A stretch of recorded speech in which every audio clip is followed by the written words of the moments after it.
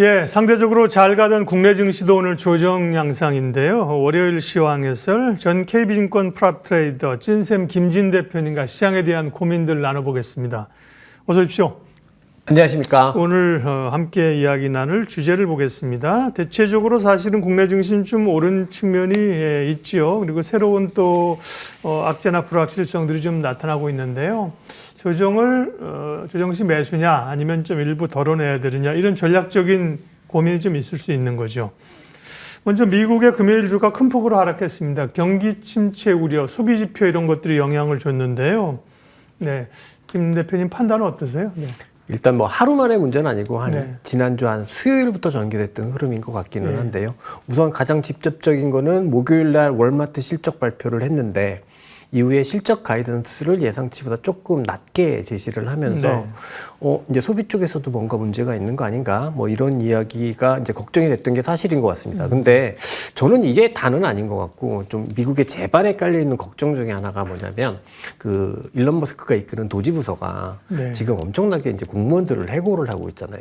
이게 이제 조만간에 미국의 실업률 상승으로 이어지지 않을까 이런 걱정들을 하고 있었던 상황에서 소비가 조금 둔화될 수 있는 우려가 똑같이 증폭되면서 목요일부터 일종의 경기 둔화 우려가 좀 나타나기 시작했던 것 같고요.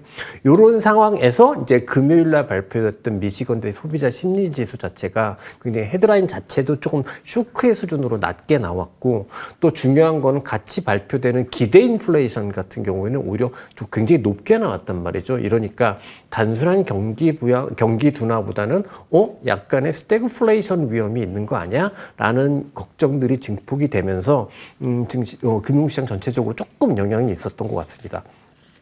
근데 저는 생각할 때 뭐 미국에서 소비가 차지하는 비중이 거의 전체 GDP의 70% 이상이라고 하니까 뭐 되게 중요한 부분이라고 생각을 할 수 있는데 그리고 경기 둔화 우려를 걱정할 수 있겠구나 이렇게 생각은 듭니다만 실제로 목요일 금요일 날 전개됐던 매크로의 실제적인 변화들을 가늠할 수 있는 금리나 환율들의 흐름을 보게 되면은 아주 현저한 가격 지표의 변화들은 없었던 거로 보여지거든요.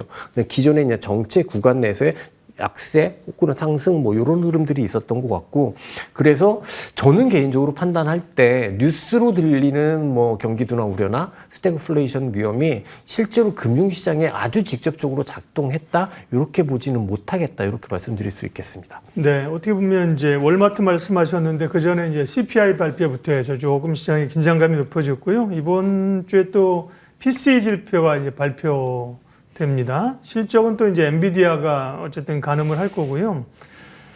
추세를 보면 아직 뭐 주봉 같은 걸로 보면 훼손됐다고 볼 수 없으나 일봉으로서는 어쨌든 단기적으로는 미국 증시가 조정을 좀 세게 받았거든요. 네, 미국 증시는 뭐 조정 아니면 뭐 약간의 횡보로 봐야 됩니까? 네. 일단 미국 증시가 금요일 날 강한 충격을 받은 건 사실인데요. 근데 요거는 앞서 말씀드린 대로 수요일부터 약간씩의 징후가 있었고 사실은 그 전부터도 조금은 징후가 있었다라고 생각을 합니다. 그동안 미국 S&P 500이 이번 주 초까지만 하더라도 지난주 초까지만 하더라도 이제 거의 고점 수준의 종가상으로 보면 약간의 고점을 갱신하는 흐름이 있었는데 보통 이렇게 지수가 고가 갱신을 하면 강하게 지수를 견인하는 그런 종목들이 있기 마련인데 사실상 미국 증시가 그때 당시에 올라가면서 시장을 견인하는 종목의 숫자가 그렇게 많지는 않았거든요. 굳이 생각을 해보자면 뭐 빅테크에서는 메타 그리고 소프트웨어에서는 팔란티어, 뭐 은행주 정도였던 것 같은데 이런 것들 종목은 금요일 날 본격적인 하락을 보여주기 시작했던 게 아니라 수요일부터 순차적으로 메타, 팔란티어, 은행주의 순서로 하락이 나타났던 것 같습니다. 그래서 제가 정리하기에는 미국 시장은 그냥 제가 지난번에도 나와서 미국이 고점 레벨에 있는 상황이기는 하지만 상승 전환을 낙관하기는 어렵다라고 한번 말씀을 드렸었는데 오히려 그것들을 확인시켜준 정도의 약세가 아니었나라고 생각이 들고요. 제가 나스닥 지수를 너무 뻔한 지수긴 하지만 한 번 가지고 와봤는데 지금 보시는 것처럼 금요일 날 음선이 나오는 장대 음선이 나오는 그런 일봉 차트군요. 네, 있습니다만 결국은 이전에 지난 12월부터 형성됐던 12월 FOMC 이후부터 형성됐던 박스권 그 하단을 이탈하는 정도의 흐름은 아니었거든요. 내부적으로 종목 흐름들을 보더라도 앞서 말씀드린 대로 상승이 있던 종목들이 이탈하는 그런 변곡점은 있지만 본격적으로 뭔가 하락 추세 위험이 발생하는 그런 저가가 갱신이 되면서 본격적인 하락이 나오는 그런 위험들은 종목별 흐름에서 주도주군 흐름에서 이렇게 많게 나타나지는 않는 모습인 것 같아요. 그렇다라고 보면은 저는 전체적으로 판단했을 때 미국 증시의 기본적인 동향이 급락이 나타난 건 맞다. 하지만 변곡점으로 아직까지 판단할 수는 없고 기존에 있었던 12월부터 전개됐던 박스권이 유지되는 그런 과정에서 일련의 하락이 조금 하루는 비교적 좀 강하게 나타난 것 같다. 이렇게 정리해서 말씀드리고 싶습니다. 주식시장에 이제 우리의 컨센 가운데 주가는 이제 못 오르면 떨어진다는 얘기인데 사실 미국은 이제 떨어진다는 것보다 못 오르는 거죠, 지금. 그죠? 그렇습니다. 네. 조금 한계를 보이고 있는 상황이고요. 그런가 하면 우리 증시도 상대적으로는 미국 주가보다는 상대적으로 견조하고 글로벌 시장에서 굉장히 강한 최근의 증시가 있는데 중국 그리고 사실 홍콩입니다. 그죠? 그렇습니다. 이 기술주들이 강세를 나타내면서 가고 있는데 그 배경과 함께 전망은 어떠신지 좀 알려주세요. 네, 일단 트럼프 정부가 집권하게 되면서부터 네. 관성적으로 가장 걱정했던 경제, 가장 걱정했던 지역은 아마 중국이었을 것 그렇죠. 같습니다. 근데 오히려 여기가 지금 가장 강한 상태인데요. 뭐 여러 가지 이유가 있겠지만 제가 우선 가장 주목해 보고 싶은 부분은 항생 테크 지수가 중국에 있는 모든 지수 중에서 가장 강하다라는 부분이 좀 주목해 보고 싶거든요. 우선 기본적으로 중국 빅테크들, 중국에 있는 기술주들의 기본적인 환경이 조금은 좋아지고 있는 것 같습니다. 빅테크라고 하면, 중국 빅테크라고 하면 바이두, 탄센트, 알리바바, 이 빅3를 이야기할 수 있는데, 이런 기업들 같은 경우가 사실은 이 시진핑 정부에 의해서 지난 몇 년 동안 엄청난 규제를 받으면서 굉장히 힘들어했던 그런 주식들이고 그런 회사들이기도 하거든요. 그런데 지난주에 시진핑이 민간기업 심포지엄이라는 걸 개최를 했는데 이 빅3 중에서도 가장 좀 억압을 많이 받았다, 탄압을 많이 받았다고 했던 사람이 네. 알리바바의 마윈이었는데 네. 이 양반이 거기에 등장을 했습니다. 그래서 네. 굉장히 상징적인 흐름으로 보여지고 결국 중국도 미국과 대응해서 경쟁력을 키워가기 위해선 AI 쪽을 부흥시킬 수밖에 없다라는 이런 이해관계가 맞아떨어지면서 나타난 현상이 아닐까라고 생각이 들고 그러면 지난 몇 년 동안 있었던 규제 위험은 조금 축소될 가능성이 있을 것 같습니다. 여기에 이제 가장 직접적으로는 또 딥식 이후에 중국 빅테크들의 AI에 대한 진일 보안 기술이 조금 시장에서는 주목받고 있는 것 같습니다. 제가 뭐 시간 관계상 이것들을 좀 자세하게 말씀드리긴 어렵겠습니다만 네. 이미 중국에는 굉장히 훌륭한 언어 모델이 하고 있는 것 같고요. 그다음에 또 미국이 중국을 AI를 못하게 하기 위해서 반도체를 엄청나게 규제를 했더니 오히려 이 클라우드를 잘 활용할 수 있게끔 만드는 소프트웨어의 기술도 상대적으로 아이러니하게 발달해 진 것 같고 또 하나는 뭐냐면 의외로 중국의 AI 반도체 제조 기술은 우리나라에서는 못하지만 상당한 수준, 뭐 현재로 알려지면 엔비디아의 H20 레벨 정도는 되는 그 정도 수준의 반도체 칩 제조 기술까지 가지고 있는 것으로 알려지고 있습니다. 또 하나가 실적 부분인데요. 지난 금요일 날 중국 이제 빅테크 중에 하나인 이 알리바바가 실적 발표를 했는데 이번 실적 발표를 보면 미국의 빅테크 실적 발표 때 특징적인 게 뭐냐면 클라우드 컴퓨팅 부분의 실적이 생각보다 부진하면서 주가가 하락을 했단 말이죠. 그런데 오히려 알리바바 같은 경우에는 이 클라우드 컴퓨팅 부분의 실적이 생각보다 더 잘 나오면서 주가가 급등을 하고 있는 상황입니다. 많이들 알려지지 않은 부분인데 알리바바 같은 경우에는 AI 클라우드는 아직 아니지만 일반 클라우드를 기준으로 해서 볼 때는 전체 세계 매출의 MS 3위의 기업이거든요. 그러니까 굉장히 큰 역할을 하고 있는 기업인데 실적도 미국 빅테크에 대비해서 성장 속도가 더 빠르다 보니까 관심이 가는 것 같습니다.